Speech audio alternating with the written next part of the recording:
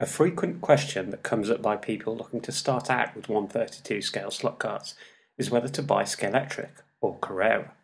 In this video we're going to take a look at both brands of slot cards and their track systems and compare them against one another.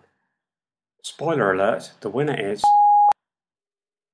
To keep things as objectively comparable as possible, we're going to be comparing two 132 scale models of the Mercedes-Benz AMG GT3. One by Scalextric and one by Carrera. The cars will be inspected and then driven both with and without magnets on both kinds of track. We'll also take a look at the RRP of the cars, sets and common accessories sourced from Scalextric.com, who obviously control their own RRP, and CarreraSlots.com, who give a list RRP in US dollars. I'll be giving all prices in British pounds because that's my home market. Our test track for this video belongs to videographer John Soden. John's circuit is Scalextric, but we'll also be replicating it with Carrera, so we can compare the track performance of both brands.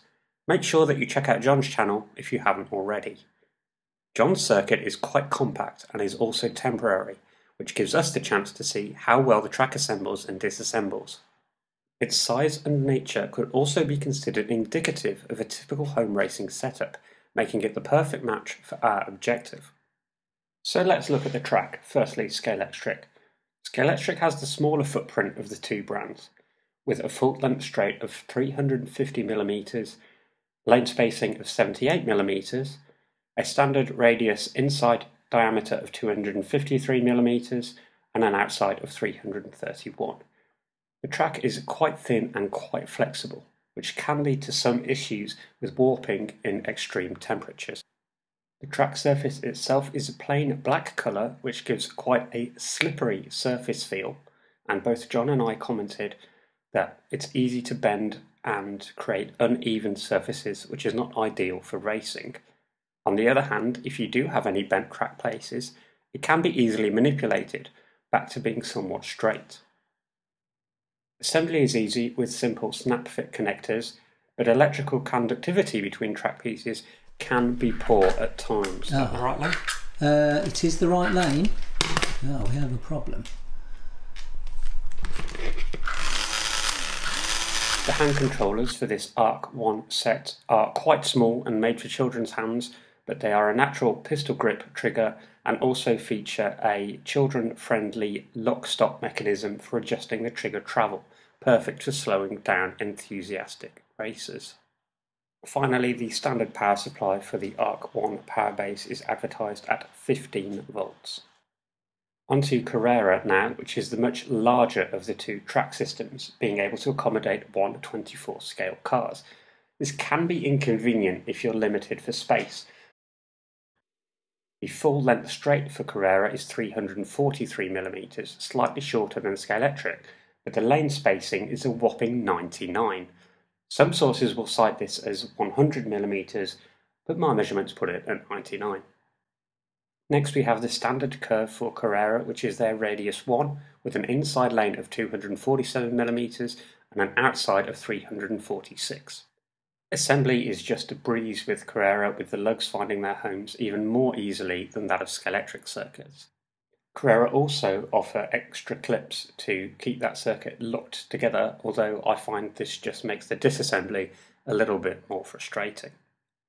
The track surface itself has a better texture visual appearance and a better surface in terms of grip generation, although compared to other plastic tracks it's still slightly slippery. The white lines down the middle of the road do put some people off, as some consider it to be more toy-like. I'll leave that up to you. One area that Carrera track definitely is better than Scalextric is with the electrical conductivity between pieces. The rails have these little forked prongs at each end which are spring-loaded due to the nature of the spring steel used, and they create a very solid electrical joint without being permanent. The track itself could be described as thick and robust, meaning it's not going to warp. It can be used and has been used outside under direct sunlight. And one thing that aids its outdoor operation is the stainless steel rails, which resist corrosion. Of course, this does mean that their magnetic effect is slightly less than the steel used on Scalextric. Now on to the biggest differentiator between Scalextric and Carrera when we're looking at standard sets are the hand controllers. Carrera come with a thumb plunger controller in contrast to the pistol grip style of Scalextric. While thumb plungers were popular back in the 1960s and still can be seen today in the hands of some of our older racing friends, this is really a divisive thing in my opinion, as I know a lot of people that just cannot drive the thumb controllers with any effectivity whatsoever. Of course, aftermarket controllers are available, but for the purpose of this comparison, we're only looking at what you get with the set. I'm struggling a bit with the thumb plunger. I'm not finding it as easy to use as the trigger on the Scalextric, but yeah. Finally, when it comes to power, Carrera Evolution is supplied with a 14.8 volt transformer. So now we've looked at what you get in a box set, how about we look at what it will cost? RRP for a 2-car figure 8 set is $149.99 for Scalextric and between $129.99 and $159.99 for Carrera Evolution, depending on the cars provided. Given this range, it could be said that they are about the same. In terms of expansion beyond the basic box set, Scalextric offer a twin pack of standard straights for $12.99, that's $6.50 each, or a pack of 5 for $34.99, that's $5.83 each. Carrera offer a 4-piece expansion for $24.99, which is $6.24 each, so again that's about the same. One popular accessory offered by both brands is the hairpin curve. This is a 180-degree turn where the inner lane and outer lane pinch together. Scalextric's hairpin curve is $31.99, while Carrera's is significantly more at $48.99. Both come with borders included. Looking at borders individually, a standard curve outside border pack for Scalextric costs $10.99 for 4 pieces, $2.75 each, and Carrera's costs $15.93 for 3 pieces, that's $5.31 each. It is worth noting that a standard Scalextric Radius 2 curve is 45 degrees, while a standard Carrera Radius 1 curve is 60 degrees, and that both of these packs cover 180 degrees of track. By looking at the costs, we can see that while the sets are comparable in price, it seems that accessorizing a basic Carrera layout costs a little more than it does with doing the same thing with Scalextric. With the track out of the way, it's time to take a look at the cars. Before we head out to the track, it's worth taking a look at the cars on the bench, as it will allow us to assess the details and the basic mechanical configuration. Firstly, we'll take some measurements. Looking at Carrera first this time, the length is 151mm, the width is 64.88, the wheelbase 83.2, and the guide base, which is the distance between the centre line of the rear axle and the centre of the guide pivot, is 94.6mm. Scalextric has the same length of 151mm, a slightly lower width of 62.47mm, a wheelbase of 82.4mm, and a guide base of 98.7. Compared to the scaled down dimensions of the 1:1 scale car, the length of both cars is slightly larger, with the real car coming in at 148.3, but the width is around about the same, as the real car would be 64.03 wide, and the wheelbase of the real car would be 83.7, and we have both cars around that mark as well. Obviously the real car does not have a guide blade, so we could ignore that particular statistic. Next up, it's time to put the cars on the scales and see what they weigh. We'll be doing that for both the overall car and also the body by itself. The Scalextric has a total weight of 76.5 grams with a body weight of 25.0. Carrera, on the other hand, is a bit of a different story, with the overall weight at a whopping 105.7 grams and a body weight of 35.59. Weight is an incredibly influential characteristic when it comes to handling, and we'll see this manifesting itself later on in the video. Looking at some other potential performance characteristics, the tyre size to see how much tyre is going to be on the track. Scalextric has a rear tyre of 20 by 10mm and a front of 20 by 9. Carrera's rear tyres are 22 by 9, which means they are taller but narrower, and a front tyre of 21.4 by 8.6, again taller and narrower. Onto the motors, and we've measured the Scalextric at 12 volts, giving a RPM of 21.3 when run forwards and 21.7 when run backwards. We can average this out to 21,000 RPMs.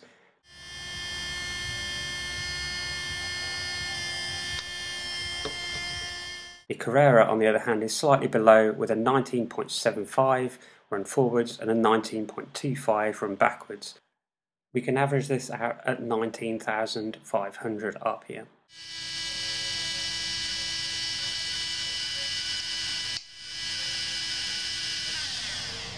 With all of that tech stuff out the way, let's take a look at how the cars are presented. The Carrera has a nicely decorated interior tray with a few more details and decorations.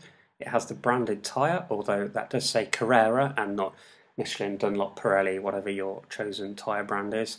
It has a single decorated spoke, which is a feature of the real car not seen on the Scalextric model. We've got some nice brake disc details behind the wheel, and we've got some extra vents on the rear window. The Scalextric doesn't have these, but I think it does have slightly better vents on the body itself. It has a better rear spoiler, which replicates the real model perfectly. We've got some nice radiator detail behind some of the vents, and we've got a much better looking exhaust. Finally, we'll just talk about the other miscellaneous features of both of the models. Starting with the guide and braid setup, Scalextric have their familiar easy change disc system in which braids are held in a disc which is slotted over the guide blade. Carrera have a similar but different system where their braids are held in crimped plates and simply pushed into the fixed guide. The blade is removable, however, and Carrera cars come with both a black and red blade. The black blade is for running on Carrera track and is what's supplied fitted as standard. In the spares compartment around the back, you'll find a red blade which is shallower for running on Scalextric track. Also in that compartment are some spare mirrors and braid fittings. In terms of the car's design architecture, they're generally the same. We've both got inline S-can motors, we've both got a half-tray interior, and everything about the cars is really quite similar. The only significant difference is that the Carrera has two magnet slots, one ahead of the motor, one beneath the rear axle. So there are two magnets fitted to the Carrera and also two shims which allow for slight tuning of that magnet depending on how high or low you want to set it up in the car. In terms of the cost of these cars in 2021, RRP for standard Scalextric in their catalogue is $42.99 and Carrera is $41.99, so there's really not much difference there. It's time to take the cars on the track and see what we can get for our money. For the track test, we're going to be evaluating 4 key indicators or measures of performance on the cars. This will be responsiveness of the throttle and brake, the handling, balance and feel, grip generated by the tyres, and lap times over 10 laps, of course paying attention to the single fastest lap within those. We'll be running both cars with and without magnets on both types of track, so let's get started. First up on the Scalextric track, we have the Scalextric AMG with the magnet fitted. Both drivers reported the car to have good throttle and brake response, smooth, consistent handling, and good grip offered by the tyres. On to the lap times, and the 10-lap run for the Scalextric with magnet was 52.46 seconds with a single fastest lap of 4.32. Now it was time to see what the Carrera could do. In practice, the contrast was immediately obvious, with both drivers commenting that the throttle response was dull and lacking, and the brake was poor, meaning it was harder to drive. The handling, however, felt just as smooth, and John said the car had a better feel. Grip-wise, it could be that the Carrera had potentially less, as we had 1 or 2 D-slots in practice. When I'm really struggling and it has come off. However, it's really hard to say, as the magnet can mask a lot of potential issues with the car's handling. When it comes to lap times, the 10-lap run for the Carrera with magnet was 52.63, not much slower than the Scalextric, and the 1 lap time was 4.63, 3/10 of a second slower than Scalextric. While we have results that indicate the Carrera is slower with the magnet on the Scalextric track, the margin isn't really that great, only a couple of tenths of a second. It's time to take the magnets out and see how the cars fare now. Without magnets, the Scalextric really comes into its element, as the throttle and brake were both sharp. Handling described as lively as the grip deficiencies begin to present themselves. Although the grip was fair, it had a tendency to trail off with use. This could be due to the hard compound, or it could just be due to the tyres getting dirty. We're going to do 10 laps with no magnets. Scalextric first. Lap times for Scalextric without the magnet showed a 10-lap run of 1 minute 3 seconds 0.41 with the fastest of 5.94. When practicing with the Carrera with the magnets removed, both drivers were immediately critical of the throttle and brake response, with John describing the car as lumpy. The most noticeable characteristic was that you really couldn't get on or off the throttle at any rapid pace whatsoever, as it took a huge amount of time to wind up and to coast down. No doubt this was due to the weight of the car. The handling felt dull, although it didn't really do anything that might surprise you, whereas the Scalextric could have, and the grip was actually quite good while it lasted. The 10-lap time for the Carrera without the magnet was a 1 minute 6 seconds 0.8, although the fastest was almost identical to the Scalextric with a 5.96. This was something I was genuinely surprised about, as I thought the Carrera would be much worse in this scenario, and while the 10-lap time was over 3 seconds slower, the fastest wasn't too far behind. I can only assume that this was because the tyres were quite good, so if you did hook up that lap despite the weight, the tyres would keep you in there and allow you to put a lap together. Unfortunately though, because the car was so difficult to drive due to the lack of response, it was harder to put in a good lap time after time, whereas the consistency of the Scalextric allowed you to do so. However, this of course is only one side of the coin. The next job was to replicate the track using Carrera and see how the cars would fare this time.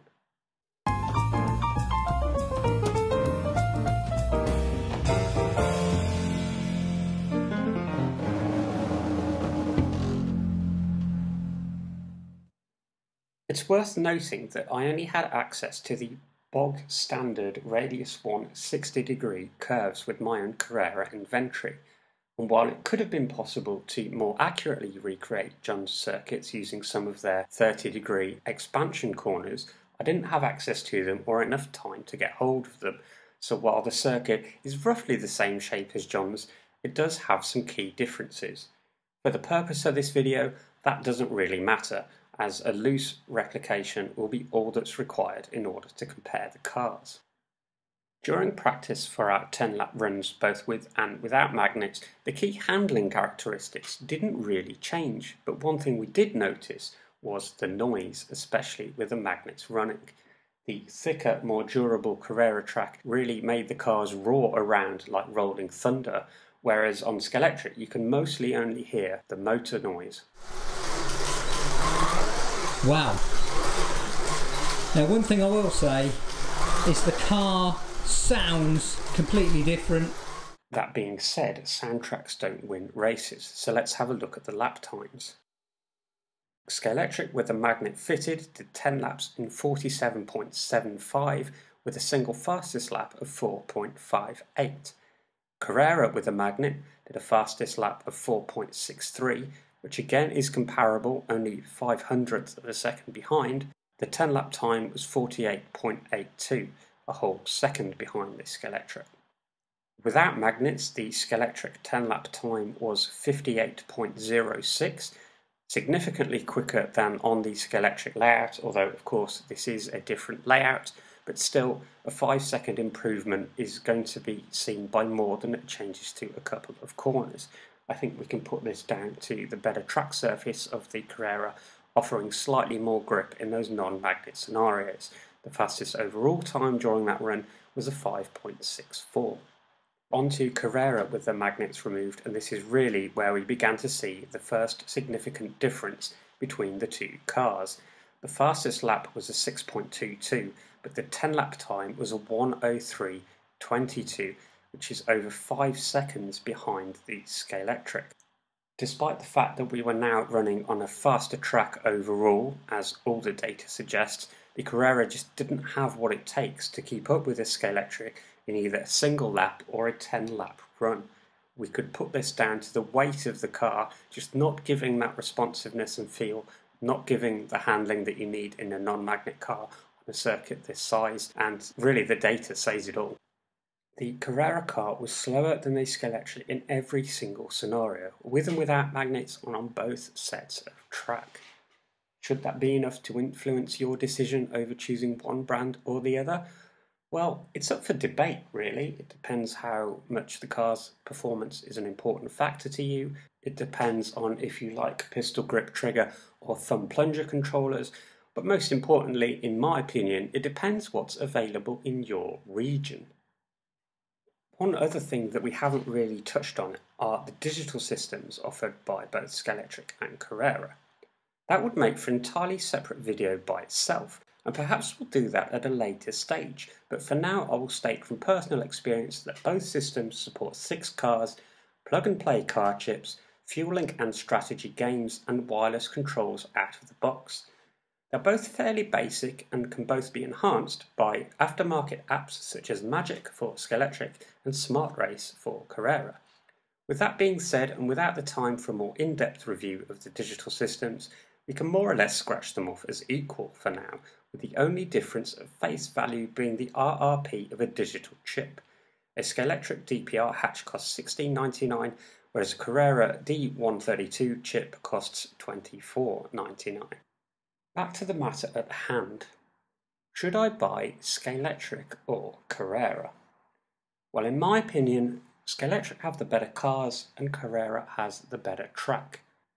Track if you don't include those thumb plunger controllers, that is. However, don't take my word for it, that's just my personal opinion. You can use the data presented in this video to draw your own conclusions. Thanks for watching, I hope you enjoyed, and I'll see you in the next video.